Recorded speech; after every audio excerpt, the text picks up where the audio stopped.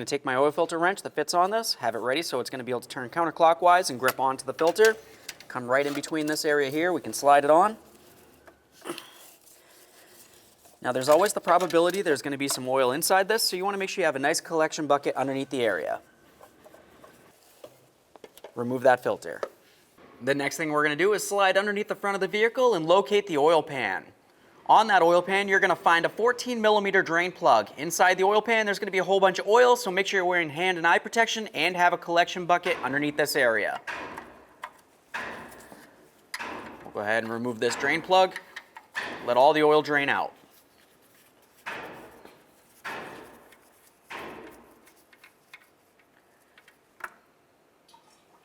Once it's drained, I always just put the drain plug back in. It's just how I roll. After that, generally I like to try to clean up any of the gunk that's down around this area here. You don't want any of that to fall into the brand new oil pan. I'm going to try to get around this entire oil pan. Once you have it cleaned down, we're going to start removing all of our mounting hardware. You're going to be able to find 10 of these bolts, and you're also going to find 2 nuts that hold it on. Remove all the bolts first, and then we'll remove the nuts last.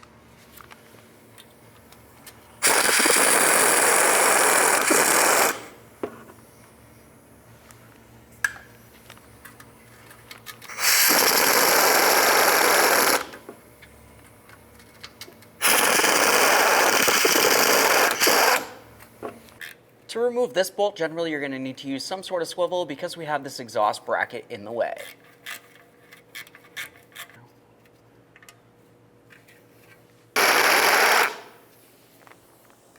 All right, this next one's a nut, so I'm going to skip it, move right along.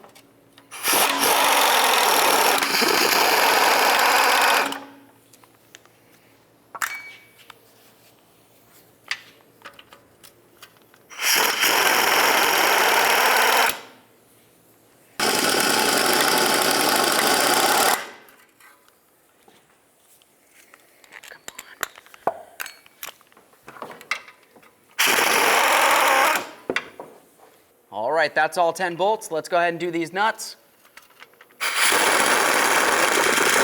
Just going to leave that on there, a couple threads. Pull it all the way off.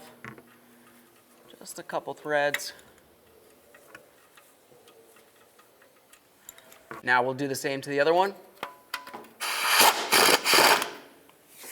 All right, so now that we have all the bolts out and we have both of our nuts with just a couple threads on there, that's going to give us plenty of room to start dropping down this pan. You're going to notice that it's still stuck to the engine right now because it has gasket maker in between the pan and the engine itself. Generally, if you were to take a nice rubber mallet, you can give this a couple loving bonks, and it should want to break free. But if it doesn't, you're going to carefully use a screwdriver or whatever you might happen to have that can get in between the 2 areas here, and then just separate the 2.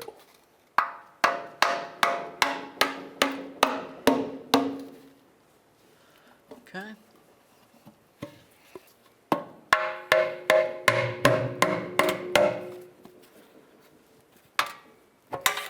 All right, now that it's broken free, we'll remove both of the nuts and then we can remove the oil pan. Keep in mind there could still potentially be a little bit of oil inside this oil pan, so you want to make sure you don't get it in your face or in your mouth or your eyes.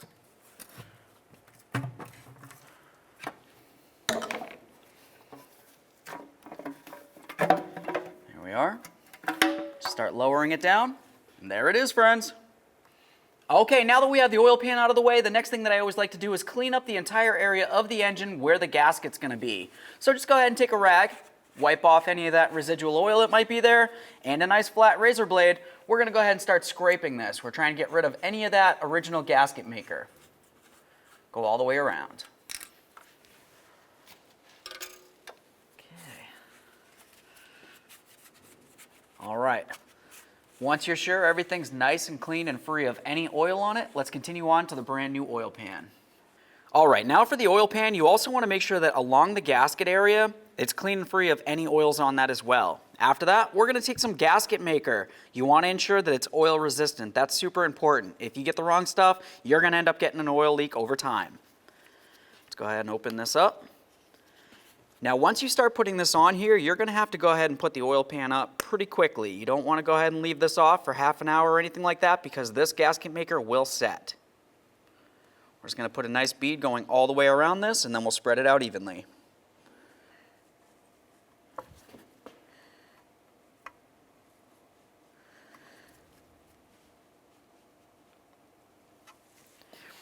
Okay, so now that I have it going all the way around, I'm just going to take a gloved finger. I'm just going to go ahead and try to smoothen this out a little bit. Just make a nice coating going all the way around. Let's attempt to clean off our mounting hardware. Quickly double check the engine. Make sure you don't have a drip of oil coming down like what we do here. Like I said before, you need to make sure that there's no oily residue on this engine at all. Now let's go ahead and get the oil pan up in here. We're going to line up those studs with their holes. Slide it right up into position. Go ahead and take both of those nuts that we had. We're going to start those on there so the oil pan can't fall down. We'll continue on by starting in all of our mounting bolts. Then we'll snug them up and torque them to manufacturer's specification.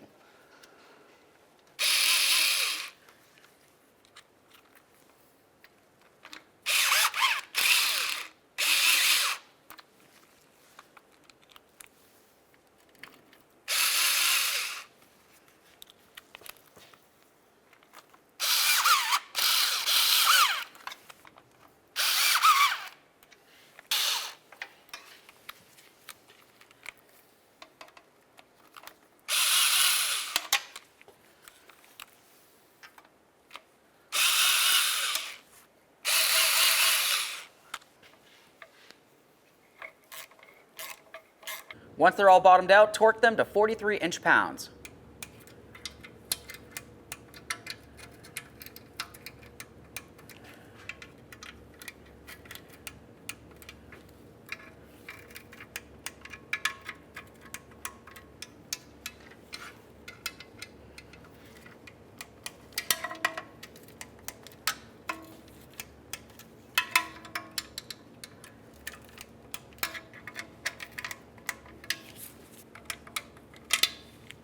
Now let's take our wrench. We're just going to go ahead and make sure this is nice and snug.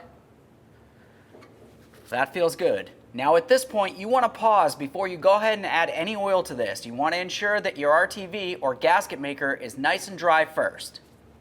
Sometimes the gasket maker can take up to an hour to be able to dry. It really depends on the environment you're in. Now let's move along to putting a little bit of oil inside the oil filter. Commonly, people would try to fill this right up to the top here so that it's primed. But this oil filter is going to be sitting sideways on the engine, so we're just going to put a little bit in there and let it sit. We're also going to take some oil and just put it right along this gasket. There we are. Make sure that's lubricated, and now we can get over to the vehicle. Carefully bring this down here, making sure to put no dirt inside that oil filter. Just going to spin this on until it bottoms out. There we are. And now just try to give it an extra 1/8 to a 1/4 turn. After you're sure that's secured, continue on by cleaning up any mess that you might have happened to have made down in this area. Now we can continue adding the manufacturer's specified oil. Once you put in the manufacturer's specified oil, let's go ahead and cap it off here. Okay, now before we go ahead and start up the car, let's go ahead and make sure that this dipstick's down. That's super important. Now we're going to start up the car. We're going to let it run for approximately 10 seconds. Turn it right back off. We're going to double check to make sure we don't have any leaks and check that fluid level.